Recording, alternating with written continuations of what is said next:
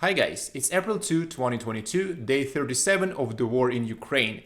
Finally, we can say that Russia admitted its military loss in so-called special military operation and moved all the troops away from the north of Kiev and started its plan B, which seems to be even more incoherent. The biggest change was the peace negotiations 4 days ago, where Russia finally stopped talking about denazification and demilitarization of Ukraine, which is a complete bullshit, and proposed concrete steps to de-escalate the situation. This doesn't mean that Russia is ready to sign anything now, but it's a tectonic shift in rhetorics. First major issue is that Ukraine agrees not to join NATO or any other alliances. Instead, a bunch of countries, including Russia, Turkey and UK, give security guarantees to protect Ukraine with concrete steps, including no-fly zone within 3 days in case of any future attacks. Crimea and Donbass are excluded from these guarantees, and this can be the base of the peace deal, and for now, Russia and Ukraine are close to consensus. There are two major issues. First, Ukraine needs to make a referendum because in the current constitution there is an explicit political course to join NATO, and the referendum can only be held if Russian forces return to pre-February 24 positions. The second issue, I'm not sure that NATO countries like Turkey will agree to guarantee a no-fly zone on the described terms because it will bring NATO in a direct military conflict with Russia. The second progress in negotiation is the status of Crimea. Previously, Russia wanted Ukraine to fully recognize it as a part of Russia. Now they agreed to negotiate the status of Crimea within the next 15 years, which is a huge shift because Russia never wanted to negotiate anything there and claimed that Crimea is part of Russia because of the referendum 8 years ago, which was not recognized internationally. Third, and the most crucial, Russia stops its land offense on Kiev and Kharkiv. The official motivation of that move is that Ukraine finally started to take some real step towards the peace deal and build up the trust. In reality, it's been a week since the majority of troops went back to Russia from Kiev and Kharkiv area, and Ukraine was actively using the situation to regain these lands back. Historical maps from March 20 and March 21 clearly shows when the recapturing started. There were speculation that maybe it's another Russian trick, but as of night of April 2, the northeast of Kiev is completely free of Russian troops, including Chernobyl nuclear station. In Kharkiv, the majority of Russian troops crossed the border back, and Ukraine managed to create a buffer zone between the city and the rest of the troops. And the most amazing news of yesterday, that 2 Ukrainian helicopters destroyed a fuel depot in Belgorod, which is a huge Russian city just across the border. And this is first Ukrainian attack on Russian soil. This event has an extreme importance in trolling Russian propaganda, which was talking for a month that Ukrainian aviation is completely destroyed, Ukrainian army is a joke, and Kiev and Kharkiv will be taken in a matter of days. Then Russian troops crossed the border back to Belgorod region, making it the place with the biggest concentration of Russian troops. And now 2 Ukrainian helicopters tricked the anti-missile system, bombed the city, and showed that Russian army is a joke.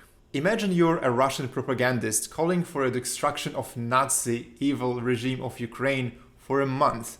Then Russian troops suddenly decided to withdraw, and you have to show your discontent to your audience but promise that they will be back in the future. And now you have a moment of an open attack on Russia, and your audience expects you to call for a real war, not a special operation, introducing martial law to save Mother Russia, but nothing happens.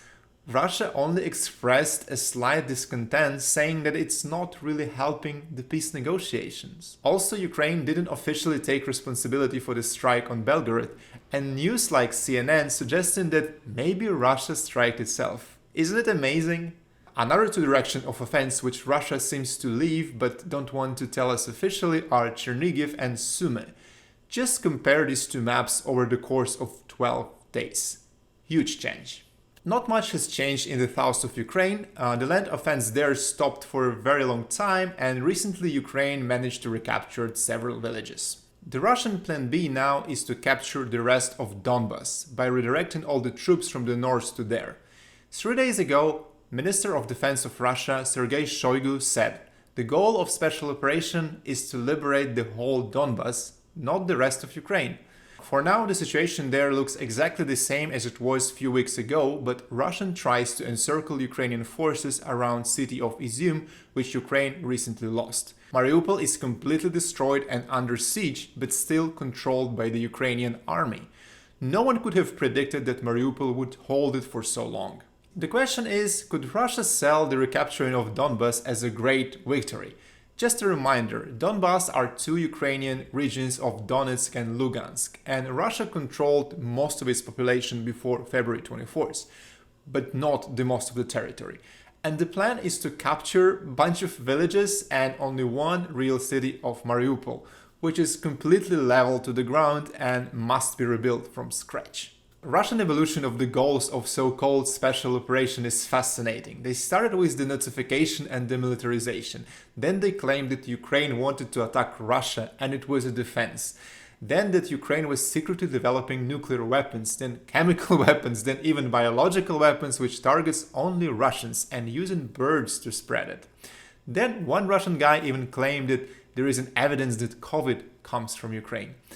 And now, after losing so many troops, the goal is to capture some shitty wasteland. I'm not really sure Russian propaganda can sell this. Another question, can Russian army even recapture this land? My guess is no rather than yes.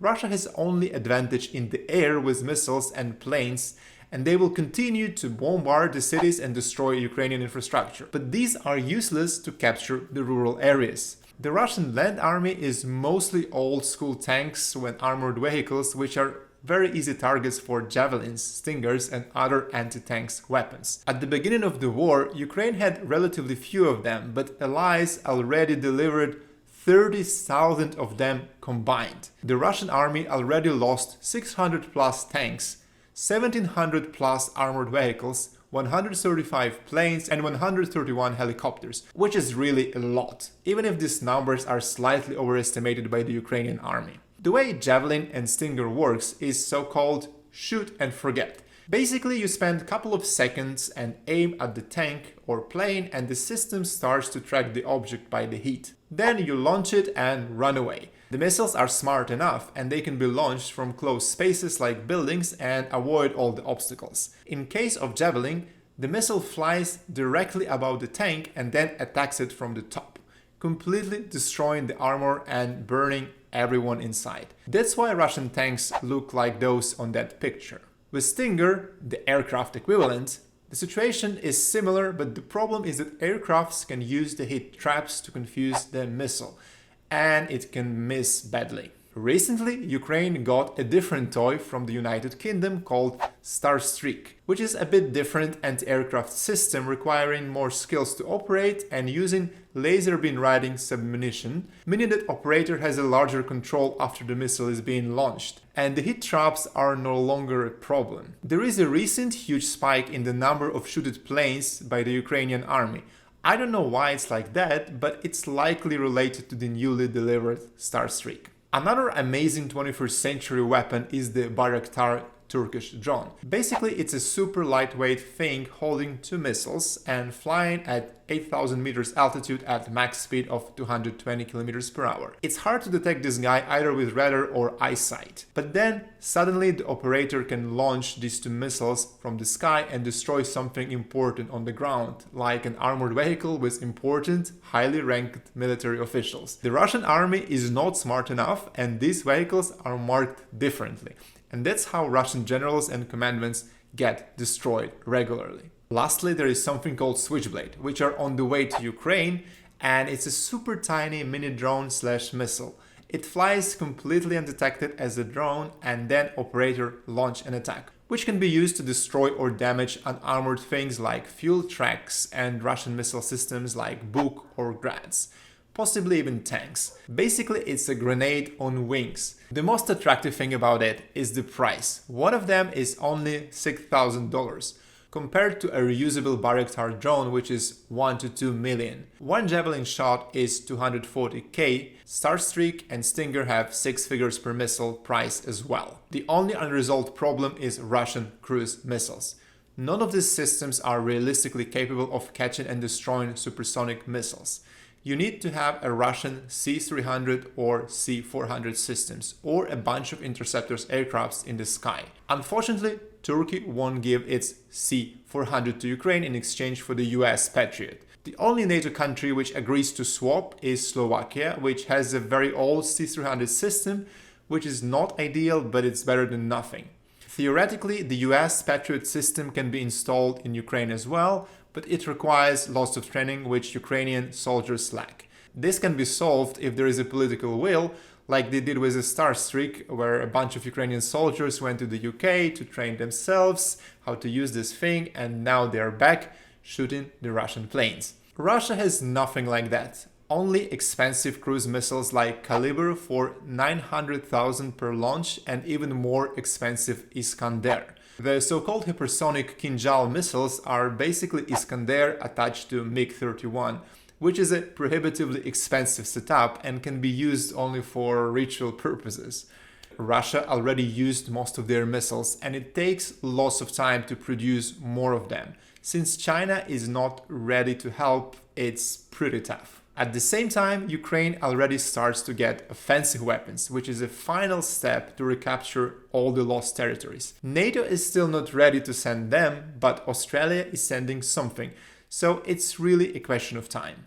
Every day makes Ukraine stronger and Russia weaker. It's hard to predict the future, but there are many reports that Putin is still misinformed about the war in Ukraine. It is unlikely that they have any real plan B. Putin indeed planned a special operation of Ukraine capitulating within 72 hours, not a full-scale war.